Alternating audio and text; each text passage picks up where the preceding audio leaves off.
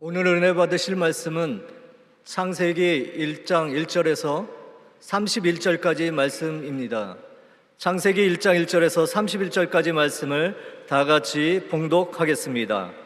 태초에 하나님이 천지를 창조하시니라. 땅이 혼돈하고 공허하며 흑암이 깊음 위에 있고 하나님의 영은 수면 위에 운행하시니라. 하나님이 이르시되 빛이 있으라 하시니 빛이 있었고 빛이 하나님이 보시기에 좋았더라. 하나님이 빛과 어둠을 나누사 하나님이 빛을 낮이라 부르시고 어둠을 밤이라 부르시느니라. 저녁이 되고 아침이 되니 이는 첫째 날이니라. 하나님이 이르시되 물 가운데 궁창이 있어 물과 물로 나뉘라 하시고 하나님이 궁창을 만드사 궁창 아래의 물과 궁창 위의 물로 나누게 하시니 그대로 되니라. 하나님이 궁창을 하늘이라 부르시느니라. 저녁이 되고 아침이 되니 이는 둘째 날이니라. 하나님이 이르시되 천하의 물이 한 곳으로 모이고 묻이 드러나라 하시니 그대로 되니라. 하나님이 묻을 땅이라 부르시고 모인 물을 바다라 부르시니 하나님이 보시기에 좋았더라.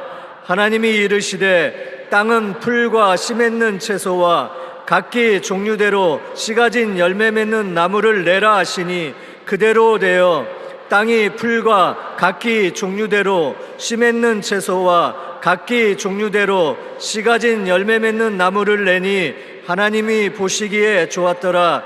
저녁이 되고 아침이 되니 이는 셋째 날이니라. 하나님이 이르시되 하늘의 궁창에 광명체들이 있어 낮과 밤을 나누게 하고 그것들로 징조와 계절과 날과 해를 이루게 하라. 또 광명체들이 하늘의 궁창에 있어 땅을 비추려 하시니 그대로 되니라. 하나님이 두 큰 광명체를 만드사 큰 광명체로 낮을 주관하게 하시고 작은 광명체로 밤을 주관하게 하시며 또 별들을 만드시고 하나님이 그것들을 하늘의 궁창에 두어 땅을 비추게 하시며 낮과 밤을 주관하게 하시고 빛과 어둠을 나누게 하시니 하나님이 보시기에 좋았더라. 저녁이 되고 아침이 되니 이는 넷째 날이니라. 하나님이 이르시되 물들은 생물을 번성하게 하라. 땅 위 하늘의 궁창에는 새가 나르라 하시고 하나님이 큰 바다 짐승들과 물에서 번성하여 움직이는 모든 생물을 그 종류대로 날개 있는 모든 새를 그 종류대로 창조하시니 하나님이 보시기에 좋았더라. 하나님이 그들에게 복을 주시며 이르시되 생육하고 번성하여 여러 바닷물에 충만하라. 새들도 땅에 번성하라 하시니라. 저녁이 되고 아침이 되니 이는 다섯째 날이니라. 하나님이 이르시되 땅은 생물을 그 종류대로 내되 가축과 기는 것과 땅의 짐승을 종류대로 내라 하시니 그대로 되니라. 하나님이 땅의 짐승을 그 종류대로 가축을 그 종류대로 땅에 기는 모든 것을 그 종류대로 만드시니 하나님이 보시기에 좋았더라. 하나님이 이르시되 우리의 형상을 따라 우리의 모양대로 우리가 사람을 만들고 그들로 바다의 물고기와 하늘의 새와 가축과 온 땅과 땅에 기는 모든 것을 다스리게 하자 하시고 하나님이 자기 형상 곧 하나님의 형상대로 사람을 창조하시되 남자와 여자를 창조하시고 하나님이 그들에게 복을 주시며 하나님이 그들에게 이르시되 생육하고 번성하여 땅에 충만하라. 땅을 정복하라. 바다의 물고기와 하늘의 새와 땅에 움직이는 모든 생물을 다스리라 하시니라. 하나님이 이르시되 내가 온 지면에 씨 맺는 모든 채소와 씨 가진 열매 맺는 모든 나무를 너희에게 주노니 너희의 먹을거리가 되리라. 또 땅의 모든 짐승과 하늘의 모든 새와 생명이 있어 땅에 기는 모든 것에게는 내가 모든 푸른 풀을 먹을거리로 주노라 하시니 그대로 되니라. 하나님이 지으신 그 모든 것을 보시니 보시기에 심히 좋았더라. 저녁이 되고 아침이 되니 이는 여섯째 날이니라. 아멘. 창세기 1장 2절에 보면 땅이 혼돈하고 공허하며 흑암이 깊음 위에 있고 하나님의 영은 수면 위에 운행하시니라고 말하고 있습니다.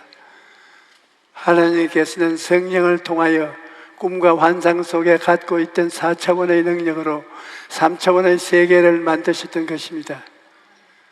그리고 하나님께서 지으신 그 모든 것을 보시기에 심히 좋았다라고 말씀하셨습니다. 하나님께서는 원래 자신을 닮은 영체를 가진 인간을 만들어 3차원의 세계를 관리하도록 하려고 하셨습니다. 그러나 인간이 하나님의 자리를 빼앗으려는 마귀의 괴계에 빠져서 하나님을 반역한 것입니다. 그 결과 인간은 벌을 받아 영이 죽고 3차원의 존재로 떨어진 것입니다. 그래서 3차원의 깨어진 세계를 새롭게 하기 위하여 4차원의 성령께서 꿈과 환상을 갖고 일하셨습니다. 하나님은 보이지 않는 세계를 보이지 않는 영으로 운행해서 하나님 보시기에 아름답게 만드셨던 것입니다. 아버지 하나님의 일하심을 보면 성령 하나님이 3차원을 꿈과 환상으로 꿈꾸고 그 꿈을 아버지 하나님께 아뢰면 성부 하나님께서 그 꿈과 환상을 쫓아 현실화하시는 것입니다.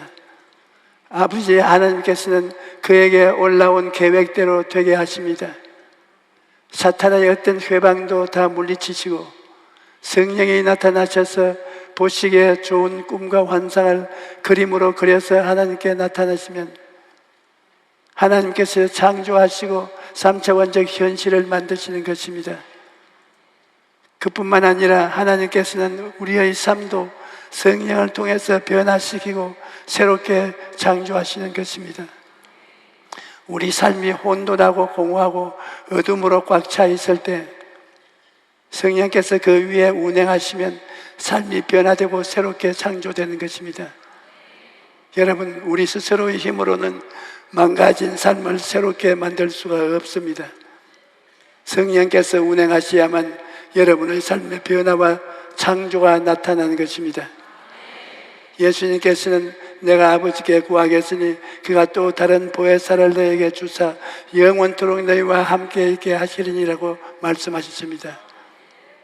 지금 여러분이 느끼든 못 느끼든 보혜사 성령께서 여러분께 와서 지금 이 순간에도 함께 하시는 것입니다. 그러므로 성령을 인정하고 환영하고 모셔드리고 의지하십시오. 그러면 성령께서 운행하셔서 여러분의 삶에 변화와 새로운 창조를 가져오는 것입니다. 성령께서는 꿈과 환상을 통해 일하시기 때문에 여러분의 삶에 변화와 창조를 가져오려면 가슴 속에 꿈을 가져야 하는 것입니다. 꿈을 분명한 그림으로 그려서 성령님께 보여드려야 합니다. 막연하게 하나님 아버지여 나에게 집을 한 채 주시옵소서, 집을 주시옵소서 그렇게 기도하시는 안 됩니다. 마음이라는 도화지에 분명한 꿈을 그리고 기도해야 하는 것입니다. 제가 목회를 시작한 지 몇 달밖에 안 되었을 때 그때는 아주 공색한 때였습니다. 결혼하기 전이었으므로 조그마한 방에서 나 혼자 살았습니다. 방 안에는 책상은 물론 의자와 침대도 없어서 마룻바닥에서 그냥 먹고 자며 공부하였던 시절이었습니다. 그런데 하루는 예수의 이름으로 기도하면 무엇이든지 응답받는다는 말씀을 읽고 깊은 감동을 받았습니다. 그래서 무릎을 꿇고 하나님께 기도하기 시작했습니다. 하나님 아버지께서 저를 하나님의 자녀라고 하셨는데 어째서 제게는 책상도 없고 의자도 없고 침대도 없습니까? 더구나 자전거 하나 없이 매일 몇십 리씩 발이 퉁퉁 붓도록 걸어야 합니까? 적어도 조그마한 책상이나 앉을 만한 의자, 신방할 때 타고 다닐 자전거 정도는 있어야 하지 않겠습니까? 저에게 책상과 의자와 자전거를 주십시오. 그렇게 기도를 했습니다. 그런데 6달이 지나도록 응답이 없었습니다. 그러던 어느 날 저녁도 먹지 못해 배도 고프고 몸도 지치고 정말 낙심이 되어서 하나님께 불평하기 시작했습니다. 주님, 여러 달 전부터 책상과 의자와 자전거를 놓고 기도했는데 아직 하나도 응답받지 못했습니다. 제가 이 가난한 동네에서 복음을 전하느라 얼마나 고생하는지 주님도 다 아시지 않습니까? 그런데 보십시오. 저도 이렇게 끼니도 해결하지 못하고 있는데 사람들에게 어떻게 인생의 빵만으로 살 수 없고 하나님의 말씀으로 사는 것이라고 말할 수 있겠습니까? 아버지, 저는 지금 너무나 낙심되어 아무 이욕도 없습니다. 하나님의 말씀은 영원하여 불변하며 시간이 지나면 다 응답된다는 것을 믿습니다. 하지만 제가 오래전에 드린 기도가 아직도 응답이 없으니 정말 답답합니다. 이왕 응답하시려거든 빨리 좀 해주십시오. 이렇게 한참을 기도하고 있는데 성령의 음성이 들려오기 시작했습니다. 내 아들아, 나는 오래전에 너희 기도를 들었다. 그러면 저희 책상과 의자와 자전거는 어디에 있습니까? 그러자 하나님께서 말씀하시기를, 너는 책상과 의자와 자전거의 종류가 수십 종이나 되는 것을 모르느냐? 내가 언제 나에게 책상과 의자와 자전거에 대한 분명한 종류나 내용을 구체적으로 말한 적이 있느냐? 단지 막연하게 달라고만 하지 않았느냐? 나는 이 말씀을 듣고 큰 충격을 받았습니다. 성령께서 책망하신 이 말씀은 나의 일생에 놀라운 전환점을 가져왔습니다. 이것을 깨닫게 된 것은 엄청난 복이었습니다. 그래서 하나님 아버지, 제가 큰 실수를 범했습니다. 기도를 다시 하겠습니다. 그때부터 기도가 완전히 달라졌습니다. 이번에는 책상의 종류는 필리핀제 마호가니 책상이며 크기는 어느 정도라고 상세히 말씀드렸습니다.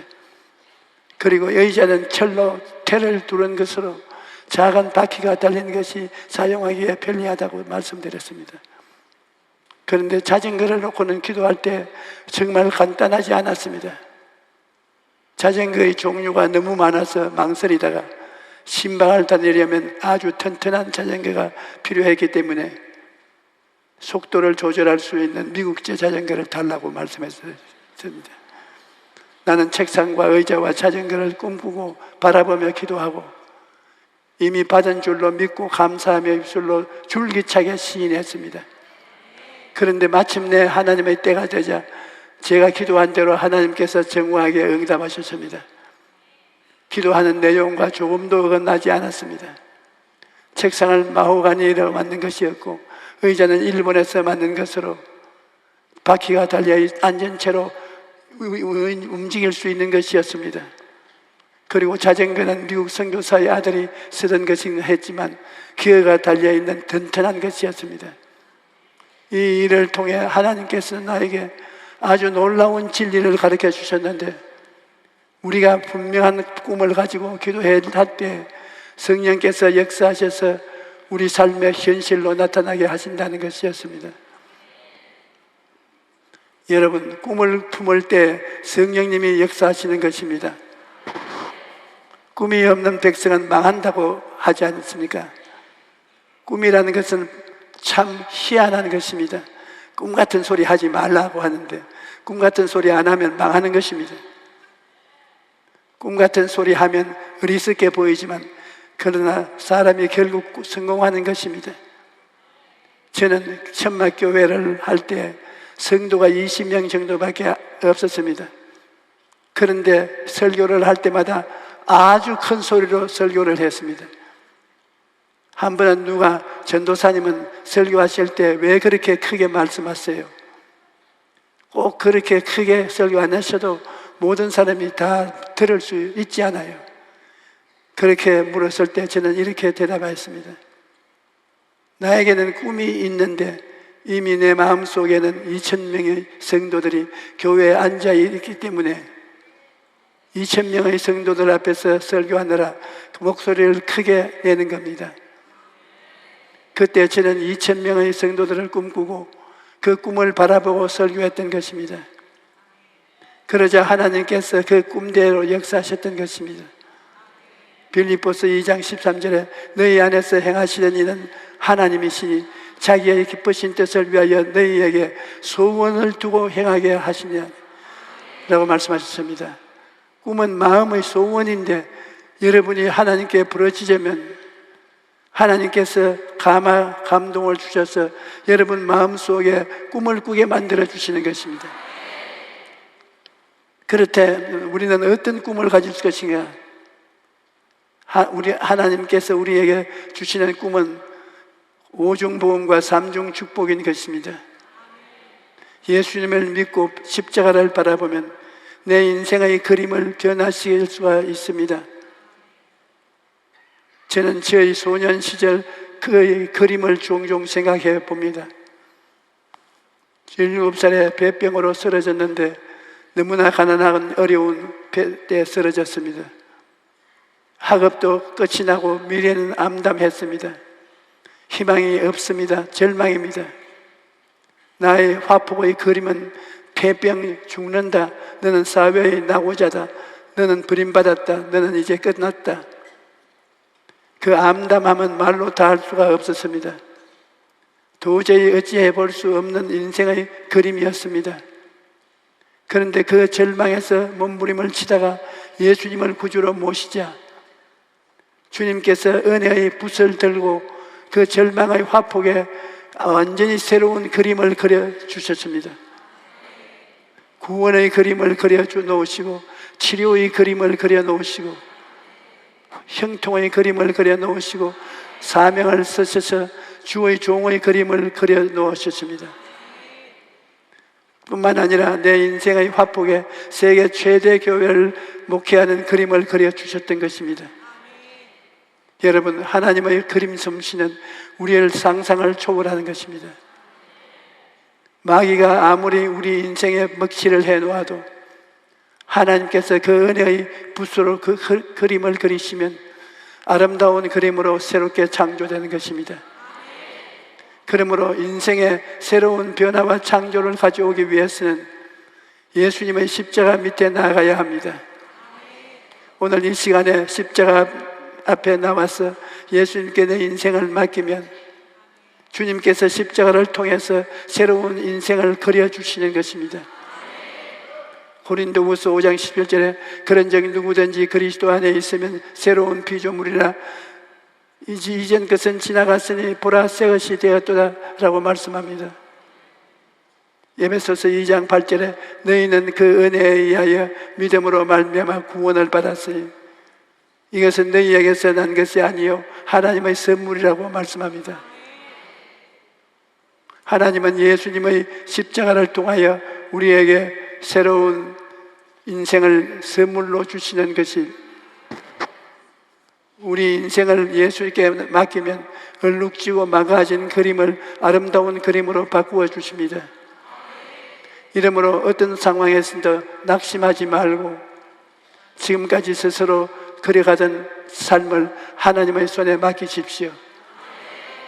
지금까지 여러분이 인생을 계획하고 힘쓰고 노력하고 인생의 그림을 그려가던 것을 이제는 하나님께 맡기십시오. 주님, 나머지 인생은 주님이 맡아주십시오. 나는 더 이상 그리지 못하겠습니다. 이렇게 기도하면 주님이 받아보시고 내가 고쳐주지 하시고 예수님의 십자가 보혈로 고치시면 기가 막히게 아름다운 그림이 되어버리고 마는 것입니다. 그 예수님의 은혜가 지금 여러분을 기다리고 있는 것입니다. 주님께서 뭐라고 말씀하셨습니까? 내가 의인을 불러 온 것이 아니요 죄인을 불러 회개시키려 왔노라. 그러므로 예수님께 이 세상에 오신 것은 죄인을 찾으러 오신 것입니다. 죄인이 있는 곳에 예수님이 계십니다. 병자가 있는 곳에 예수님이 계십니다. 가난이 있는 곳에 예수님이 계십니다. 죽음이 있는 곳에 예수님이 계십니다. 그러한 것을 변화시키기 위해 주님께서 오신 것입니다. 우리 주 예수님이 오시면 죄인은 의인으로 바꾸고 허물 많은 사람은 거룩한 사람으로 바꿔주고 병든 자는 건강한 사람으로 변화시켜주고 저주받은 사람은 복받은 사람으로 만들어주고 죽은 사람은 영생을 얻게 만들어 주시는 것입니다. 그 다음 우리는 예수님을 믿음으로 새 사람이 되었기 때문에 이제부터 말도 달라져야 합니다. 말에 있어서도 성령님이 인도하시는 말을 사용해야 하는 것입니다. 여러분, 새로운 창조를 위해서는 새로운 말을 사용할 줄 알아야 되는 것입니다. 어느 병원에서는 의사보다 간호사와 미화원을 더 많이 교육시킨다고 합니다.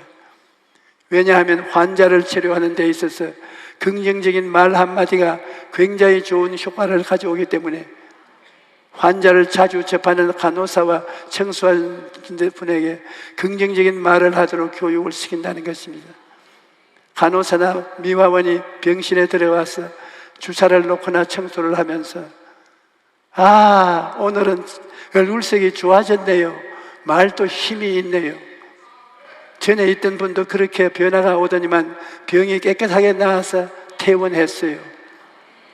이렇게 긍정적인 말을 들려주면 환자를 치료하는데 아주 큰 효과가 있다는 것입니다. 이와 같이 말이라는 것은 우리 삶에 굉장한 영향력을 끼치는 것입니다. 고래에게 칭찬을 하면 고래가 춤을 춘다고 하지 않습니까? 우리가 긍정적이고 적극적인 말을 하면 그 말이 나가서 긍정적이고 적극적인 세계를 만들어주는 것입니다.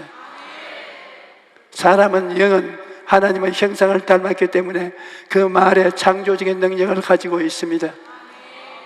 하나님이 말씀으로 천지를 지으신 것 같이 우리는 입술의 말로서 새로운 삶을 창조할 수 있는 것입니다.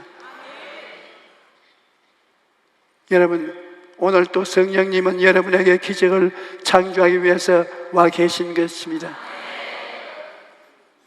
여러분, 개인이 혼돈하고 공허하며 흑암의 깊음 위에 있을지라도, 여러분의 가정이 혼돈하고 공허하며 흑암의 깊은 위에 있을지라도, 여러분의 사업이 혼돈하고 공허하며 흑암이 깊은 위에 있을지라도 꿈을 품고 기도하면 성령께서 운행하셔서 여러분의 삶에 새로운 창조를 이루어 주시는 것입니다. 오늘 오신 여러분 모두가 그러한 복된 삶을 살게 되시기를 축원합니다. 할렐루야.